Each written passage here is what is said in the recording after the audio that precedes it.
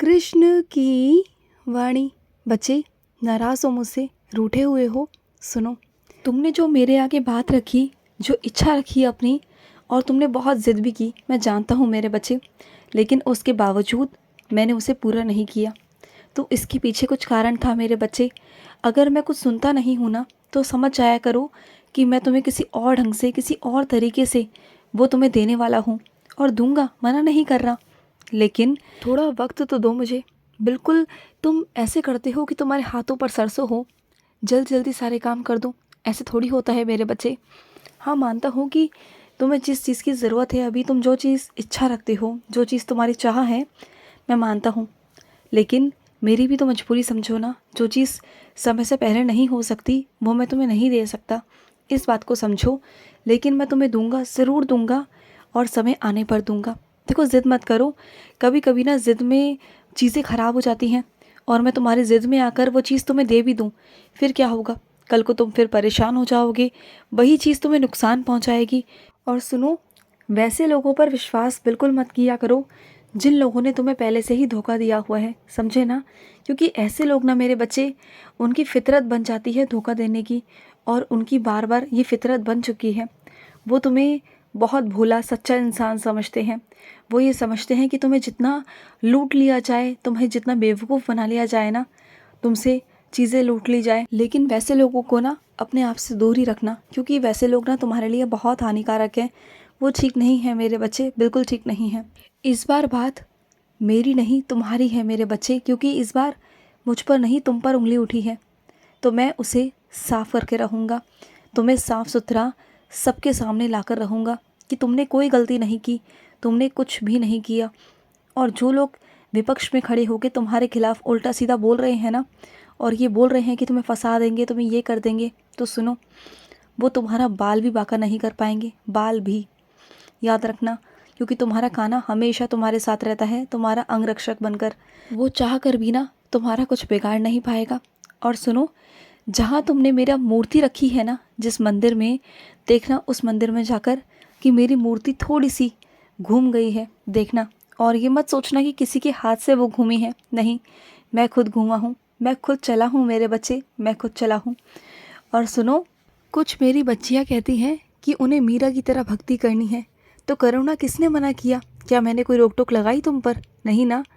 अगर तुम मीरा की तरह बनना चाहते हो ना, तो बनो, भक्ति करो, भक्ति में जुड़ो मेरे बच्चे। और जहाँ भक्ति होती है ना, वहाँ लालच, मोह, माया, ये सब नहीं होता। इन सब का त्याग करो और मेरे पास आओ, तुम्हें परमानंद की प्राप्ति होगी मेरे बच्चे, देखना। और सुनो, एक बात ध्यान रखो, जो तुम दिवाली की सफाइयों में लगे हो ना, तुम्हारे घर में ऐसे पुराने जूते चप्पल होंगे, वस्त्र होंगे, जिन्हें तुम इस्तेमाल नहीं करते, तो उन्हें ऐसे बच्चों को देना, या ऐसे व्यक्ति को देना जिसे इसकी बहुत ज़्यादा ज़रूरत है मेरे बच्चे, बहुत ज़रूरत है। उन बच्चों के तन ढकने के वो काम आएगी मेरे बच्चे, काम आएगी।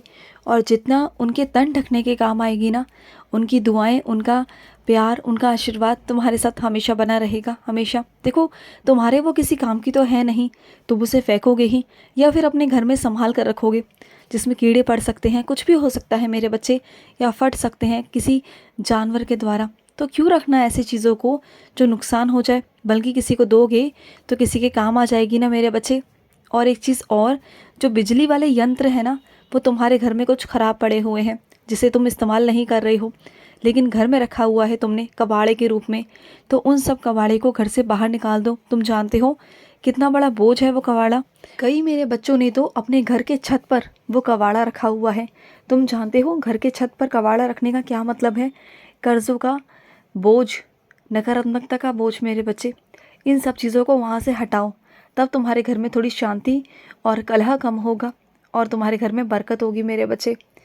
और सुनो, अगर तुम्हारे ऊपर कोई दबाव बनाने की कोशिश कर रहा है ना, गलत चीज़ें करवाने की कोशिश कर रहा है, तो उसकी बातों में कभी भी मत आना, कभी नहीं आना। वो सिर्फ तुम्हें कोरी धमकियाँ देता है मेरे बच्चे, सिर्फ कोरी धमकियाँ, क्योंकि तुम डरते हो। देखो, मैं तुम्हें बहस से और डर से ना बहुत दूर कर चुका हूँ, तुम्हें बहुत मजबूत बना चुका हूँ, और ये बात तुम भी जानते हो ना। तो फिर तुम्हारे अंदर बहुत मजबूताई आ चुकी है, बहुत मजबूत हो चुके हो तुम। अब तुम्हें किसी से डरने की ज़रूरत नहीं, अब तुम्हें सिर्फ़ और सिर्फ जवाब देने की ज़रूरत है, आवाज़ उठाने की ज़रूरत है। देखो, मैं वैसे कभी कुछ गलत कहने को नहीं कहता, लेकिन जहाँ तुम्हारे साथ ठीक नहीं होता, अत्याचार होता है, तुम पर गलत चीज़ें की जाती हैं, तुम्हें प्रताड़ित किया जाता है, तो देखो ऐसे में ना बोलना बहुत ज़रूरी है। और मैं जानता हूँ कि इस वक्त तुम्हारी आत्मा ना बहुत दुखी है, बहुत रो रही है अंदर से। जो गलती तुमने की ही नहीं, उसके उसके लिए तुम्हें हमेशा गुनहगार ठहराया जाता है। लेकिन तुम परेशान मत हो, बार बार बार बार तुम्हें वही बातें तुम्हारे सामने लाई जाती हैं, लेकिन तुम परेशान मत हो। ऐसे लोग सिर्फ़ और सिर्फ तुम्हें परेशान करने के लिए ऐसा करते हैं, लेकिन तुम परेशान बिल्कुल मत होना। मैं हूं ना तुम्हारे साथ, बस हमेशा मेरा नाम जाप करते रहा करो, नकारात्मक लोग भी तुमसे दूर रहेंगे। देखो, जब आराम करने का दिल करे ना तो आराम किया करो, और जब काम करो ना तो अपना पूरा जी जान झोंक दो मेरे बच्चे, पूरा जी जान झोंक दो। क्योंकि कोई भी काम करो ना तो उसमें मन लगाकर करना चाहिए, दिल से करना चाहिए। तो जिस वक्त आराम करते हो उस वक्त आराम करो, उस वक्त किसी से बात मत करो, किसी से कुछ मत करो। और जब काम करते हो तो उस वक्त सिर्फ़ और सिर्फ काम पर ध्यान होना चाहिए, क्योंकि काम सर्वोपरि है मेरे बच्चे, काम भी बहुत ज़्यादा ज़रूरी है। और सुनो, कई मेरे बच्चे बहुत ज़्यादा परेशान हैं, पैसों को लेकर, रिश्तों को लेकर, काम को लेकर, कुछ लोग बीमार हैं। तो सुनो, वैसे में ना परेशान मत हो, तुम्हारी बीमारी को मैं ठीक कर दूंगा। और रही पैसों की बात, तो पैसों का इंतज़ाम भी हो जाएगा मेरे बच्चे, खुद ब खुद तुम्हारे पास वो चलकर आ जाएंगी, तुम चिंता बिल्कुल मत करो। और सुनो, तुम्हारे रिश्तों में कोई तीसरा इंसान है जो हमेशा भड़काने में ही लगा रहता है, वो कभी नहीं चाहता कि तुम लोगों का रिश्ता कभी बने। तो वैसे में तुम जानते हो कि उस इंसान की नीयत क्या है, तो ऐसे में ना तुम दोनों ही मिलकर आपस में बातों को सुलझा लो। देखो, जहाँ बातें ख़त्म होती है ना, उन बातों को ख़त्म करने में ही तुम्हारी अच्छाई है, तुम्हारी समझदारी है, उन्हें ख़त्म कर लो। क्योंकि जितने लोग तुम्हारे रिश्ते के बीच में आएंगे ना, उतने लोग बातें बनाएंगे, उतने लोग भड़काएंगे, तो वो सब मत करो, बिल्कुल मत करो। और सुनो, तुम्हें क्या लगता है जो लोग तुम्हारे साथ कुछ गलत करते हैं, क्या मैं उन्हें सज़ा नहीं देता? उन्हें सज़ा मिल चुकी है मेरे बच्चे, मिल चुकी है। हाँ, हो सकता है कि वो ऐसा दिखाती हूँ कि वो बहुत खुश है तुम्हारे आगे, लेकिन मैं उन्हें सज़ा दे चुका हूँ मेरे बच्चे, दे चुका हूँ। ऐसा कभी हो सकता है कि मेरे बच्चे को कोई परेशान करे, कोई दुखी करे और वो खुश रह ले? नहीं, मैं तुरंत के तुरंत ही उसके कर्मों का फल उसे दे ही देता हूँ मेरे बच्चे। और सुनो, जहाँ तुम ये सोचते हो ना कि मेरे नाम से तुम्हें कहीं पर दान करना है, कुछ करना है, तो पहले तो तुम सोच लेते हो कि एक सुनिश्चित राशि तय कर लेते हो कि तुम्हें इतना देना है। लेकिन जब देने जाते हो तो तरह तरह के खर्च तुम्हें याद आ जाते हैं कि तुम्हें ये करना है, वो करना है। तो देते वक्त ना मेरे बच्चे ऐसे कंजूसी मत किया करो। तुम जानते हो ना कि तुम्हारे पास जो भी है, जितना भी है, वो सब मेरा दिया हुआ है।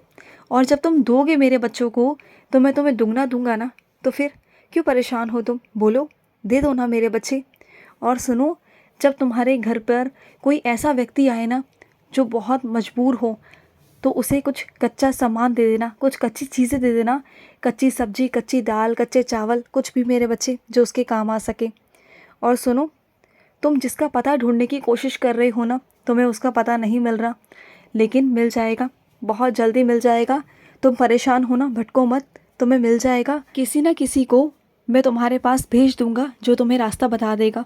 और सुनो, सच्चाई सच्चाई होती है, सच्चाई की ताकत बहुत बड़ी है, इसको कोई हरा नहीं सकता। तो हमेशा सच का ही साथ देना, कभी गलत रास्ते पर गलत मत बोलना, झूठ मत बोलना, हमेशा सच ही बोलना। मैं तुम्हारे साथ हूँ, डरो मत, खुश रहो।